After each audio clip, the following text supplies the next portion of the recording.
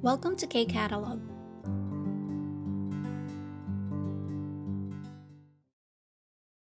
So, apply na po natin si dongsa or hyongyongsa plus goheso na grammar. Sabi dito sa instruction natin, 대인 관계에서 어려운 점을 보기와 같이 말해보세요. So, sabi, check daw natin kung paano yung ginawa sa example. So, ganun din yung gagawin natin for numbers 1 to 4.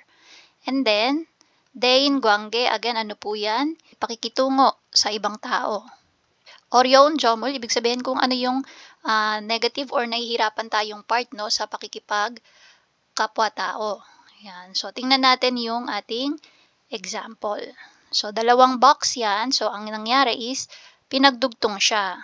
Okay, so ito yung titingnan natin, no.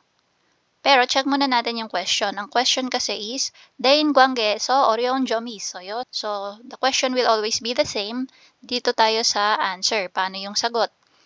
고향 친구. So dito, 고향 친구와 자주 만나다. Hindi daw madalas ma-meet yung kababayan. Okay? So 고향 친구. So anong nangyari? 고향 친구와 자주 못 만나고. So dito, si 만나다 naging 만나고. And then, so ito siya, no?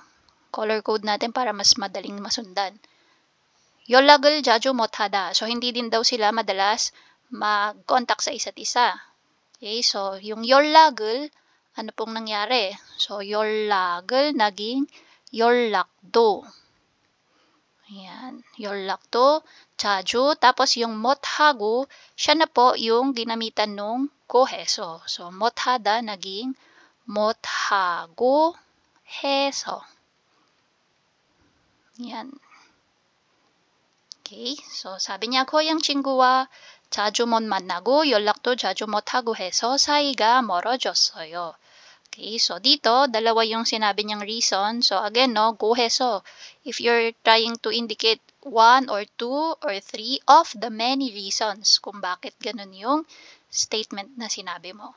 Okay, so dito, try natin yung dulo pala, no? Check nyo yung dulo, yung last part.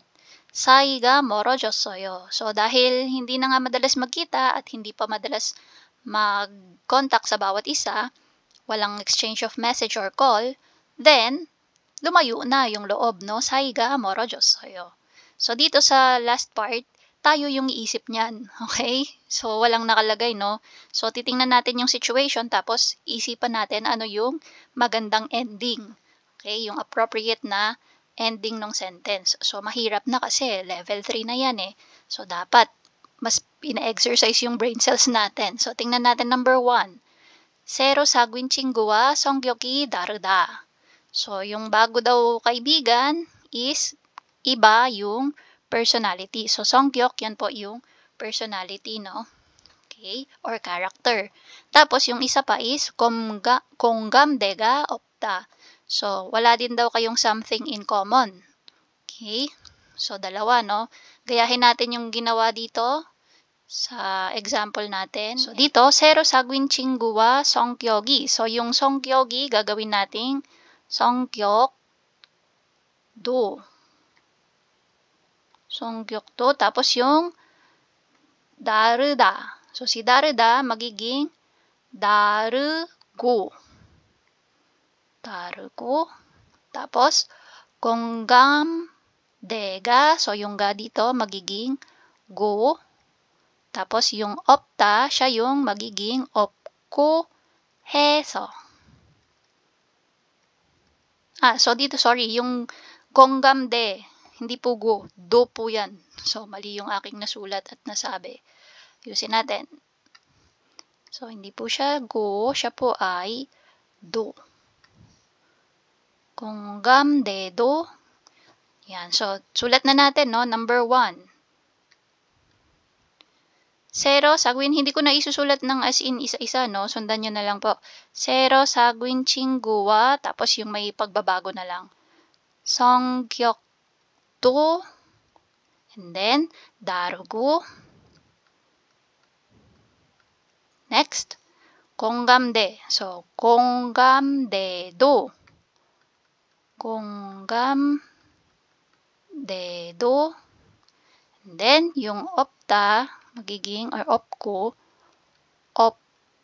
opkuheso. Tapos, ayan na, ano na idudugtong natin? So, ano bang sabi? Yung bago kong kaibigan, iba yung personality niya, magkaiba yung personality namin, and at the same time, at saka, wala din kaming common denominator or wala kaming common ground. Kaya naman, so kapag ganon, hirap na, yung naisip ko, no, hirap na maging close. So, paano yon?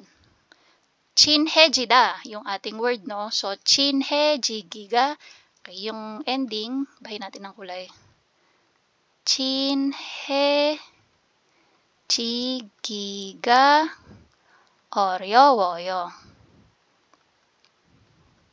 Ayan. So, dito, lagyan natin ng ending. Dito, sulat ko, no? 친해지기가 어렵다. So, dito naman tayo sa number 2. 학교에서 선배를 대하기 어렵다. So, dito sa school daw, mahirap mag-deal dun sa or makitungo dun sa kanyang senior. And then, dudugtong natin kay 한국어가 부족하다. So, ibig sabihin, kulang pa yung kanyang knowledge sa Korean language. So, ibig sabihin, hindi pa siya magaling mag-Korean, no? So, gagawin natin, 학교에서 선배를 대하기. Tapos, lalagyan natin dito ng do, 대하기도. Tapos, si 어렵다, magiging 어렵고.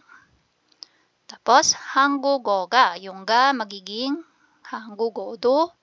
Tapos, 부족하다, magiging 부족하고 해서. Ayan. So, analyze muna natin yung sitwasyon.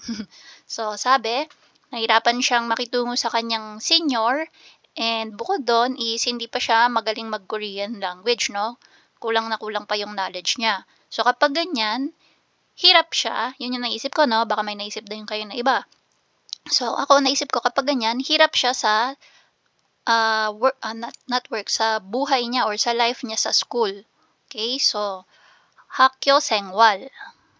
학교 생활이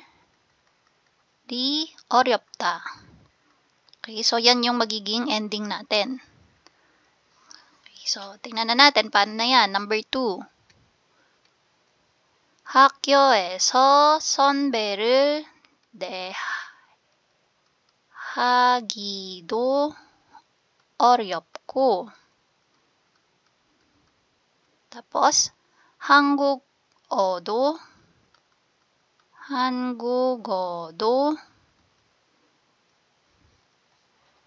부족하다. So, magiging 부족하고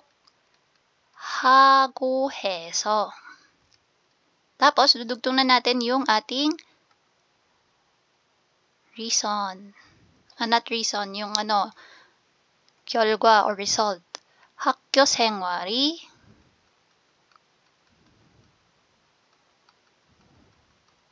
어렵다 or 어려워요. Yan, 어려워요. Okay, so yan po yung number 2. So, number 3. 외국 친구와 언어가 다르다. So, yung kaibigan mo daw na foreigner, yung kaibigan ko na lang. So, yung kaibigan kong foreigner ay iba yung kanilang language. Tapos, 문화가 다르다. Iba din yung kanilang culture. So, ano ba yung magandang result? Isipin natin. So, pag pareho magkaiba, kaibigan ko eh. So, pangit naman kung sasabihin natin na hindi maganda yung relationship, kaibigan kasi. So, pwedeng naisip ko dyan na result is, madami akong bagong natututunan. Diba? Kasi magkaiba yung culture, magkaiba din yung language. So, 새로운 것을 많이 배우다. Ayan. Okay, so dito na tayo. So, ang gagawin natin, yung 언어가 magiging 언어도, 다르다 magiging 다르고, 문화가 magiging 문화도, and then yung 다르고 해서. Okay, so sulat na natin. 외국 친구와 언어도 다르고 문화도, pasensya na sa sulat ko, no? Pangit. So, 다르고 해서. Tapos, dudugtong na natin yung ating result. Yan, 새로운 것을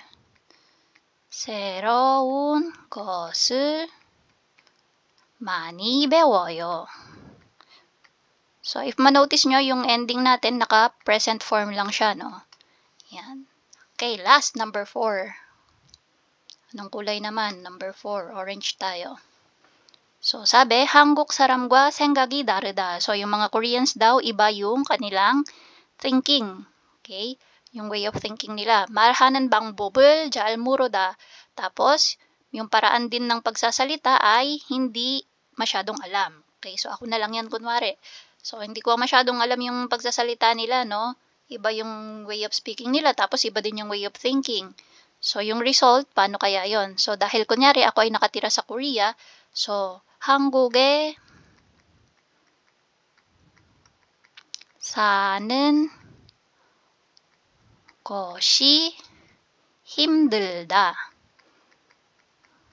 Okay? So, pwede, no? Kasi nga, iba yung way of thinking. Tapos, gusto mong makipag-usap or sabihin yung gusto mong sabihin, pero hindi mo naman masyadong alam kung paano yung paraan ng pagsasalita.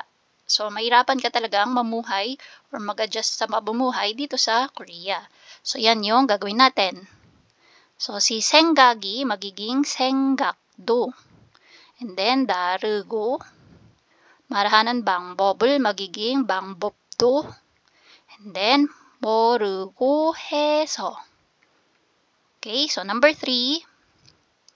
한국 사람과 생각도 다르고 말하는 방법도 다르고 해서.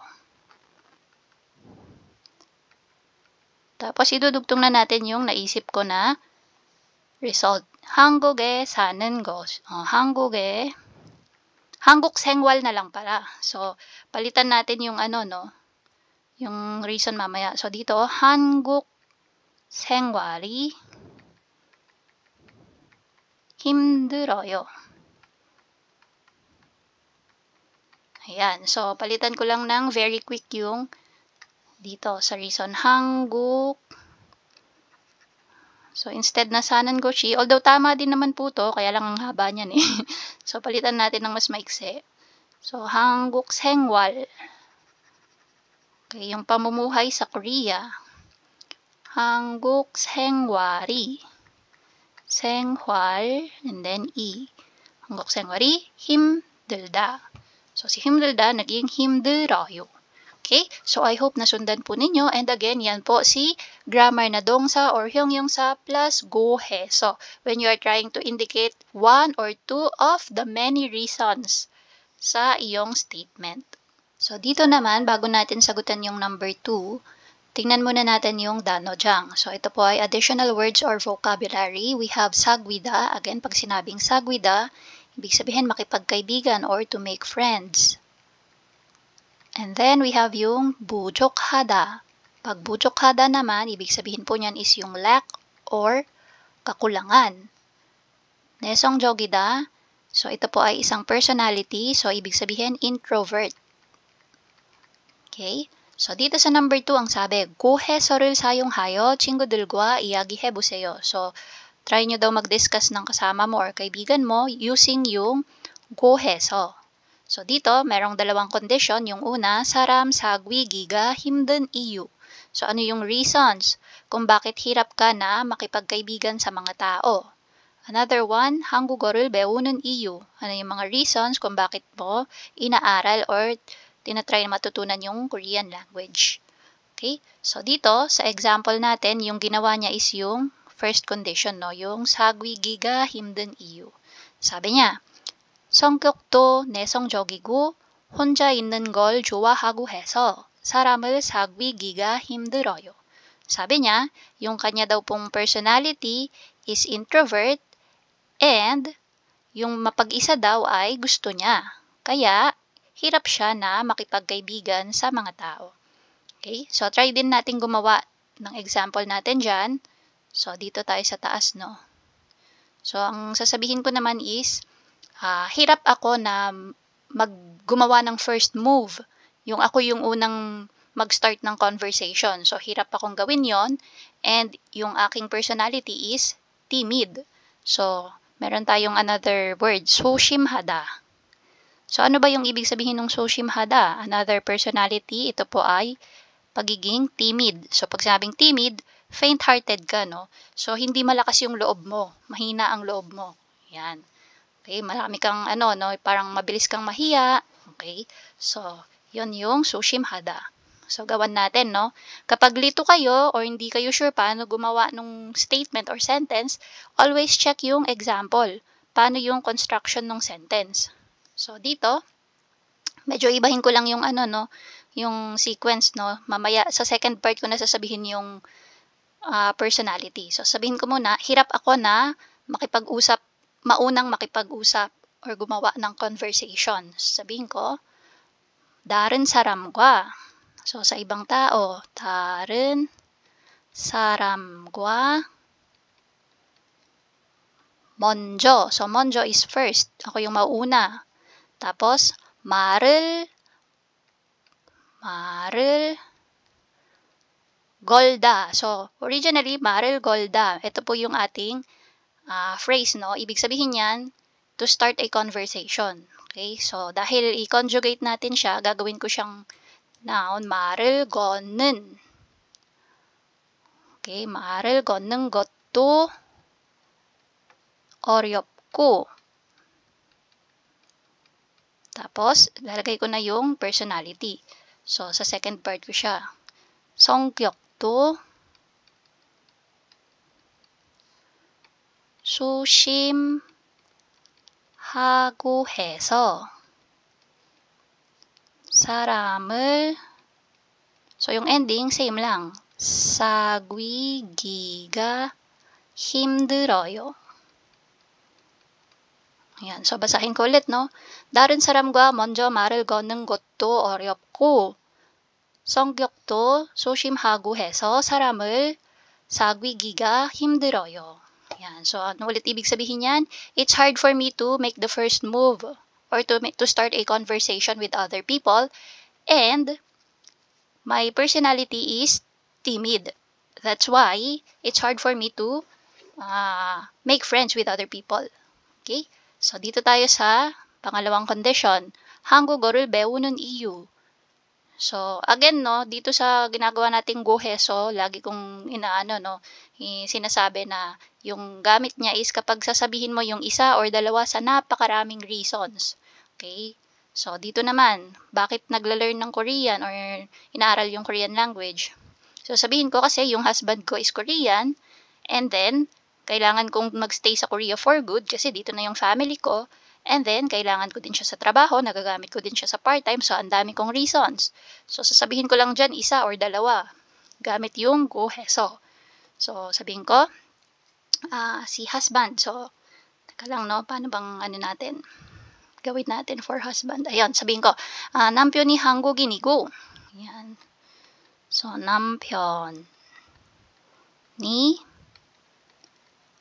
한국인. So, 이고, tapos 직장에서도, so 직장에서도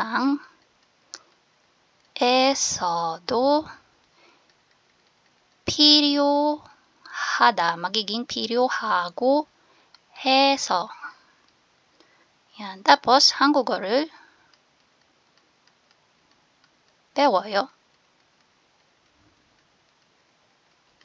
Yan. So, yan po yung ating another example. So, again, ito po si goheso na grammar. Pwede siya kay verb, pwede din po siya kay adjective. Sometimes, pwede din kay noun. And that's it. If you find this video helpful, please hit the like, share, and subscribe button. Thanks for watching.